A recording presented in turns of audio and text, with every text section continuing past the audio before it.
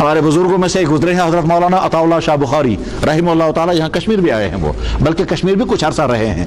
حضرت مولانا عطاءاللہ شاہ بخاری رحمہ اللہ تعالیٰ ایک مرتبہ علی گڑھ میں تقریر کرنے کے لیے گئے تھے، تو وہاں کچھ لوگ ان کے مزاج سے واقف نہیں تھے یا ان کی فکر سے متفق نہیں تھے، تو علی گڑھ یونیورسٹی کے لڑکوں نے کھڑے ہو کر کہا ہم کوئی تقریر نہیں ہونے دیں گے، ہم کو تقریر نہیں ہونے دیں گے۔ مولانا عطاءاللہ شاہ بخاری کہنے لگے بھائی میں تو آیا ہوں، کچھ نہ کچھ تو کرنا ہے ضرور۔ انہوں نے کہا ہم کوئی تقریر نہیں ہونے دیں گے۔ بہرحال مولانا آئے اور کرسی پر بیٹھ گئے۔ لڑکے جو ہے وہاں سے پتھر مارتے رہے، تانے دیتے رہے۔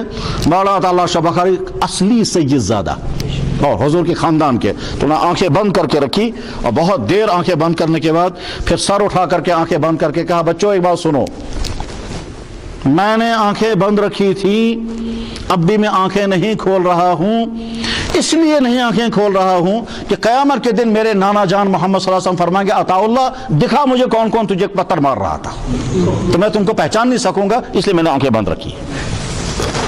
اب جب یہ جملہ بولا تو کام گئے سب لوگ۔ اس کے بعد دیکھو بھائی آپ لوگ میری تقریر نہیں سننا چاہتے، بہت اچھا، اگر آپ لوگ اجازت دیں میں قرآن کی تھوڑی سی تلاوت کروں؟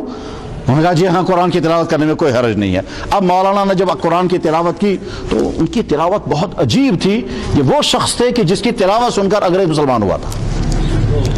ایک انگریز جیل کے اندر مولانا عطاءاللہ شاہ بخاری کی تلاوت سن کر مسلمان ہوا ہے، اس انداز کی تلاوت ان کی ہوتی تھی، بالکل لحن ایسا اللہ نے ان کو عطا کیا تھا، تو ان کی تلاوت سننے والے بھی مست ہو جاتے تھے اور وجداری ہو جاتا تھا، اس انداز کی تلاوت کرتے تھے۔ یہ وہی مولانا عطاءاللہ شاہ بخاری ہیں کہ جب ان کے ایک دوست تھے مولانا عبید اللہ، یہ مولانا عبید اللہ مکہ مدینہ طیبہ ہجرت کر کے گئے اور ہجرت کر کے وہیں مدینہ طیبہ میں جا کے بس گئے، اور وہاں جناب رسول اکرم صلی اللہ علیہ وسلم کی خواب میں زیارت ہوئی، اور زیارت ہونے کے بعد آپ نے فرمایا واپس چلے جاؤ، عرض کیا حضرت مدینہ طیبہ میں رہنا چاہتا ہوں، فرمایا نہیں تم واپس جاؤ اسی ملک میں جہاں سے تم آئے ہو۔ انہوں نے عرض کیا حضرت میں یہاں مدینے میں رہنا چاہتا ہوں، فرمایا نہیں تم وہاں دین کا کام کرو گے مجھے زیادہ خوشی ہوگی اس کے مقابلے میں کہ تم یہاں بیٹھ کر اپنی ذاتی عبادت کرو۔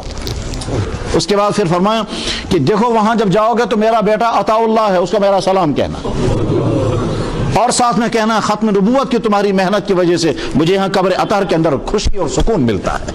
یہ وہی عطاءاللہ شاہ بخاری ہے۔ بہرحال جب انہوں نے بیان قرآن کی تلاوت کی، ختم کرنے کے بعد کہا بچوں اگر آپ لوگ اجازت دو کہ میں ان آیتوں کا ترجمہ کروں؟